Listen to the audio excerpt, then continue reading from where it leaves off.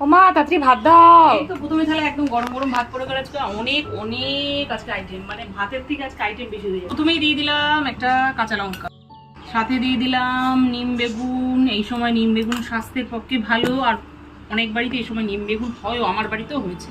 দিয়ে দিলাম কচুর শাক, আজকে সর্ষে পোস্ত দিয়ে আজকে পটলটা করেছি। দিলাম পটল পোস্ত, দিয়ে দিলাম লোটে মাছের ঝুড়ি, আজকে বলেছি না হিউজ হিউজ মেনু। দিয়ে দিলাম একটা ডিম পোচ, দিয়ে দিলাম বোয়াল মাছের কষা। বোয়াল মাছ আনলে আমার বাড়িতে না এইভাবেই আমি বানাই, আর আমার বাড়ির সবাই এইভাবে খেতেই বেশি পছন্দ করে। একটু গ্রেভিও দিয়ে দিলাম।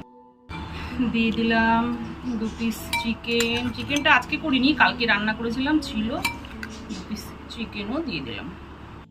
পাতে দিয়ে দিলাম টমেটোর চাটনি। শেষ পাতে একটু চাটনি না হলে না না খেয়ে ঠিক জমে না খাবারটা। প্রথমেই থালায় পড়ে গেল বোয়াল মাছের কষা, তারপরে চিকেন, শেষ পাতে টমেটোর চাটনি।